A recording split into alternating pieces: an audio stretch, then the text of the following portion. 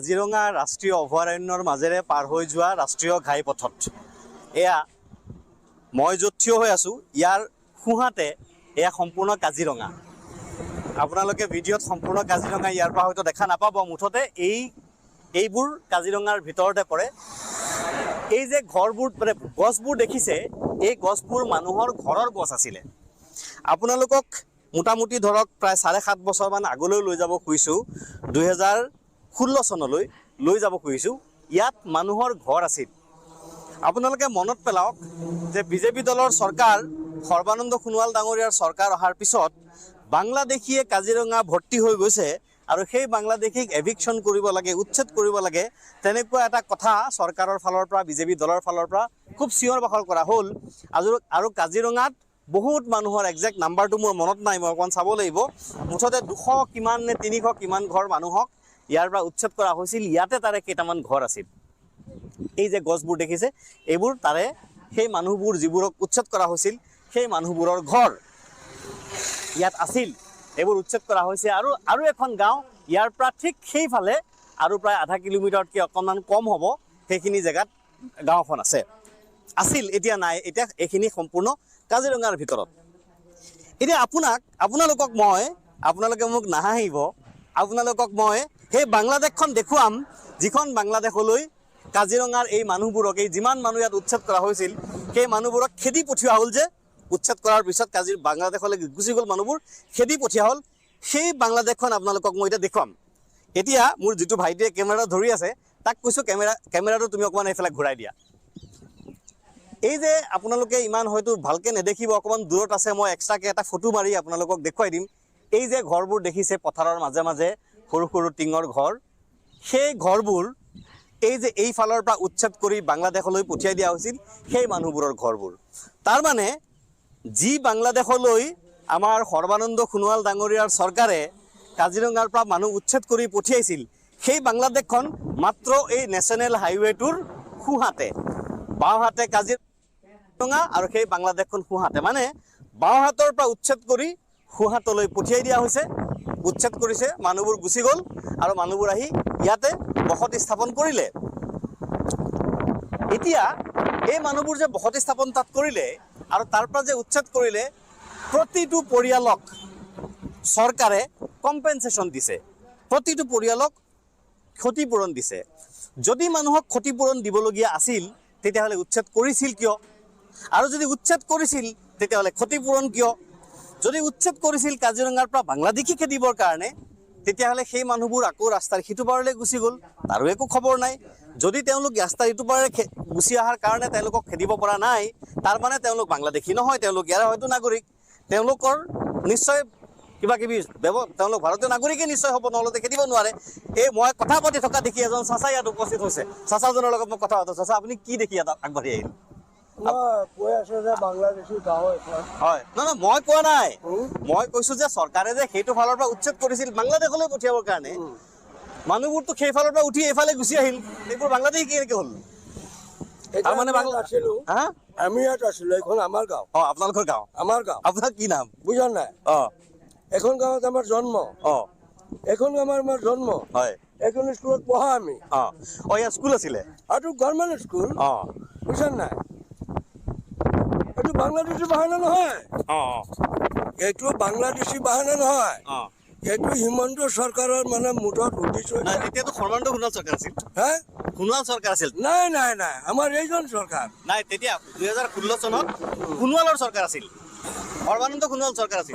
কিন্তু আমাৰ এই হিমন্ত চৰকাৰ আহি পেলাইহে উচ্ছেদ কৰিছে। নাই, 2016 চনত কৰিছে। মানিছো, হিমন্ত চৰকাৰ উঠাৰ পিছতে এইটো কাম উচ্ছেদ হৈছে। অঁ, মানে বিজেপি চৰকাৰ অহাৰ পিছত? অহাৰ পিছত। এতিয়া আমাৰ এই গাঁৱত জন্ম। অঁ, এতিয়া মোৰ বয়স 70 বছৰ। হয়। বুজা নাই? আমাৰ ল'ৰা ছোৱালী এতিয়া ডাঙৰ দীঘল হ'ল, বিয়া বোৱা পাতিলো, চব কৰিলো। হা, দেউতাহঁতে ইয়াতে ঢুকালে। হা, এতিয়া কি বুজিলি মানে বাংলাদেশী সজাইছে আমাক, মানে আমি কথাটো বুজি পোৱা নাই। মই যিটো কথা ৰাইজক ক'লো সেইটো হ'ল যে মানুহখিনি আছিল এই পাৰে, মানুহখিনি আছিল এই পাৰে, মানুহখিনিক উচ্ছেদ কৰি মানুহখিনিক ক'লে যে আমি এওঁলোকক বাংলাদেশলৈ পঠাই দিছো কিন্তু মানুহখিনি আহি থাকিলে এইটো পাৰে আমাৰ ইয়াতে ইয়াৰ পৰাতো তোমালোকে খেদিব পৰা নাই দিব পৰা নাই কিয় খেদিব পৰা নাই কাৰণ মানুহখিনি হয়তো বাংলাদেশী নহয় তাৰ মানে এতিয়া মোৰ বয়স 70 বছৰ এতিয়া মোৰ দেউতা ইয়াত ঢুকাইছে কথাটো লক্ষ্য কৰিব এতিয়া আমাৰ ল'ৰা ছোৱালীৰ বয়স 40-45 হৈ গৈছে আমাৰ ল'ৰা ছোৱালীৰ বয়স হা ইমান দিনলৈকে বাংলাদেশী নহয় ইয়াত পঢ়া শুনা কৰিলো ইয়াত ডাঙৰ দীঘল হলো হা কত আন্দোলন কত কিছু হল বাংলাদেশী বুলি চাউল নাই ইয়াত আমি অসমীয়াই মুছলিমে একেলগতে মিলি জুলি চলি আছো ইয়াত সেই কথাটোকে কৈ আছো ভিডিঅ' দীঘল নকৰো আপুনি কি দেখি আহিলে মই কথা পাতি থকা দেখি কি কৰি আছিল কি কৰি আছিল না মই গৰু পোৱালি এটা এৰাল দি আছিলো আপোনাৰ ঘৰ কোনটো এইটো ঘৰ মোৰ ঘৰ এইটো কেতিয়া বনোৱা ঘৰ কেতিয়া বনাইছে এইটো যেতিয়া ইলেকশ্যন হোৱাৰ পিছত মানে মাটি বাৰী আমাৰ আগতে লোৱা কিন্তু যেতিয়া ইলেকশ্যন হৈ গ'ল তেতিয়া আমি ইপাৰত গুচি আহিলো আৰু এনে ক্ষতিপূৰণ দিছিলে নাই ক্ষতিপূৰণ দিছে মানে যিবিলাক নেকি ম্যাদী মানে মাটি আছে এইটোতো ৰেভিনিউ ভিলেজ না ৰেভিনিউ ভিলেজ আছিলে কিন্তু ৰেভিনিউ আৰু চৰকাৰী চোৱা নাই একফালৰ পৰা কৰিছে আৰু কিন্তু প্ৰতিবাদ আমি কৰিছিলো প্ৰতিবাদ কৰিছিলে মনত আছে অখিল গগৈ ডাঙৰীৰ নেতৃত্বত ইয়াত প্ৰতিবাদ হৈছিলে ছেপ্টেম্বৰ মাহ আছিলে সম্ভৱতঃ 2016 চনৰ ছেপ্টেম্বৰ 26 তাৰিখ খুব সম্ভৱ মোৰ মনত পৰে মই আছিলো তাতে দুজন মানুহ মৰিছিলে পুলিচৰ গুৰিত আন্দোলন হৈছিল দুজন মানুহ মৰিছিল আৰু পুলিচৰ 16 জন নে 17 জন মানুহ আহত হৈছিল হয়নে চাচা মনত আছে পুলিচৰ আহত বলাটো এইটো আহত ৰেকৰ্ড মতে আছে আৰু ৰেকৰ্ড মতে শুনিছো কিন্তু আমি হস্তকুৰো দেখা নাই যে ন মই ইনজুৰি আপুনি আছিল মই ইনজুৰি কি নাম আপোনাৰ মোৰ নাম আব্দুল কাদিৰ মই ইনজুৰি মই এম্বুলেন্সত ক'ত নিছে ক'ত কি কৰিছে নগাঁও নিয়াৰ পিছত মোৰ হোশ আহিছে মোৰ ভাল লাগি গ'ল আপুনি মোক দেখি আহিলে মোৰ নাম জিয়াউৰ ৰহমান এনেকে ডিব্ৰুগড়লৈকে গৈ আছো গৈ থাকোঁতে লাগিছে মোৰ ইয়াত গুলি লাগিছে গুলি লাগিছে এইটো ইলেক্ট্ৰিক কাৰেণ্টৰ পোষ্ট যে আপোনাৰ এই ৰোলাৰ আছিল এইটো পকা ৰাস্তাটো আমাৰ জামে মছজিদ আছে ইয়াত পকা ৰাস্তাত মানে কাম কৰি আছিলে ৰোলাৰখন মানে বেয়া হ'ল বেয়া হোৱাত মানে এনেকে চাইডত ৰখি দিলে আৰু যেতিয়া মানে পুৰা হুলস্থুল মানে একদম মানে আপোনাৰ দেৱালী ফুটাৰ নিচিনা ফুটিছে আৰু গুলি বুজিছে নাই মানুহ কোবা মাৰিছে দুটা মানুহ মাৰি পেলাইছে তেতিয়াতো আমাৰো এটা ভয় আমিতো কিন্তু আৰু হাতত দাও লাঠি লৈ পেলাই অহা নাই আমি মাত্ৰ এইখিনি ক'বলৈ পাইছো বোলে চাক আমাৰ জন্মগত জেগা এইটো সম্পত্তি গতিকে চৰকাৰৰ দৰকাৰ হৈছে এইটো নিবলগীয়া বা কিবা কৰিব লাগে তাত আমাৰ আপত্তি নাই কিন্তু আমি এই ল'ৰা ছোৱালী আমাৰ কোনো বেলেগ ঠাই নাই ইয়াত এইখিনি ইয়াতে আমাৰ জন্মগত জেগা সেইখিনি বুজিলো এইখিনি বহুত কথা মই মাত্ৰ এই যে তেওঁলোক আপোনাৰ ঘৰৰ মানুহ নেকি কি কবি খেতি কৰিছে নেকি নহয় লাও খেতি আছে লাও খেতি আৰু কি খেতি বড়ো খেতি এইখিনি দেখুৱাচোন অকণমান এইখিনি দেখুৱাই দিয়া কি ধুনীয়া খেতি কৰিছে আচ্ছা এইবোৰ চব মানুহ একেই ন ইয়াৰ পৰা এইবিলাক চব মানুহ ইয়াৰ মানুহ ইয়াত কোনো বাহিৰা মানুহ নাই তাৰমানে মই যিটো কথা ক'বৰ কাৰণে গাড়ীখন ৰাস্তাত ৰখাই লৈ এই ডিব্ৰুগড়লৈ গৈ থাকোঁতে আৰু ডিব্ৰুগড়লৈ গৈ আছোঁ সৰ্বানন্দ সোণোৱাল ডাঙৰীয়াৰ বিৰুদ্ধে প্ৰচাৰ কৰিবৰ কাৰণে মনত পৰিল যে এই মানুহজন কেনেকুৱা মানে গাদ্দাৰ শব্দটো মানে ক'বই লাগিব উপায় নাই কেনেকুৱা মানুহৰ চকুত ধূলি দি মানুহক মিছা কথা কোৱাই আন্দোলন কৰোৱাই উৎপাত কৰোৱাই 4-5খন গাঁও এই মানুহবোৰ এইখনতো ফুকন বুলি এজন মানুহৰ ঘৰ আছিলে নহয় আচ্ছা আৰু এটা কথা দেই এই যে শশী ফুকন বুলি যিজন মানুহৰ কথা এই চাচাজনে এতিয়া কৈছে এইটো ঘৰ এইটো পদূলি আৰু মই এডাল গছ দেখুৱাওঁ এইডাল গছ এই যে নাৰিকল গছ এই শশী ফুকনৰ ঘৰলৈ মোৰ অহা যোৱা আছিল শশী ফুকনৰ ছোৱালী মোৰ ক্লাছমেট মোৰ কলিগ আছিলে গুৱাহাটীত আমি একেলগে কাম কৰিছিলোঁ তাইৰ নামটো আছিলে মিতালী ফুকন মোৰ কলিগ মোৰ ভণ্টি মই ইহঁতৰ ঘৰত আহি চাহ পানী খাই গৈছোঁ বহুত ইহঁতৰ ঘৰত অহা যোৱা মোৰ আহোঁতে যাওঁতে মই সোমাই যাওঁ শশী ফুকনৰ ঘৰটো উচ্ছেদ কৰিছিল আৰু তেওঁলোক এতিয়া ক'ৰবাত তেজপুৰৰ ফালে ক'ৰবাত ঘৰ বনাইছে ক্ষতিপূৰণো পাইছে এই শশী ফুকনৰ ঘৰত কাজিৰঙালৈ আহিলে আমাৰ সুধাকণ্ঠ ভূপেন হাজৰিকাই জিৰণি লৈছিল ইয়াতে আহে ইয়াতে থাকে তাৰমানে ভূপেন হাজৰিকা সুধাকণ্ঠ ভূপেন হাজৰিকাই কাজিৰঙাৰ যিটো ঘৰলৈ আহিলে থাকে আৰু যিডাল গছৰ তলত তেখেতে কাজিৰঙা গানটো লিখিছিল মানে মোক শশী ফুকন ডাঙৰীয়া তেখেতটো ঢুকালে তেখেতৰ পৰিয়ালৰ মানুহে মোক কৈছে এইডাল গছৰ তলত বহি পিছফাললৈ চাই আছিলে ঠাণ্ডাৰ দিন এইটো এটা ডাঙৰ আম গছ, কিন্তু মৰিছে গছজোপা, মৰিছে, ডাঙৰ আম গছ। ডাঙৰ আম গছ সেইফালে এটা ডাঙৰ আম গছ, সেইটোও মৰিলে। মুঠতে সেইডাল নাৰিকল গছৰ তলত দেখিছো। মস্ত আম গছ। আচ্ছা, এই নাৰিকল গছৰ তলত বহি মুঢ়া এটাত বহি আছিলে আৰু বহি পিছফালে কাজিৰঙাখন এনে চাই আছে। ঠাণ্ডা দিন আছিলে, জুই পুৱাই পুৱাই হঠাতে তেখেতৰ মনত পৰিল আৰু কাজিৰঙা বুলি যিটো গান, সেই গানটো ভূপেন হাজৰিকাই চৰকাৰে 2016 চনৰ ছেপ্টেম্বৰ মাহত উচ্ছেদ কৰোৱাইছিল। অসমৰ মানুহক কৈছিল যে বাংলাদেশী খেদি আছো, সেই বাংলাদেশী ইয়াৰ পৰা আহি এইটো পাৰলৈ বাংলাদেশলৈ গুচি আহিল। 1, 2 প্ৰতি ঘৰ মানুহক কম্পেনচেশ্যন দিছে, ক্ষতিপূৰণ দিছে। এইজন মানুহৰ প্ৰতাৰণাৰ ইতিহাস লিখিলে, প্ৰতাৰণাৰ দলিল লিখিলে কাগজৰ অভাৱ হৈ যাব।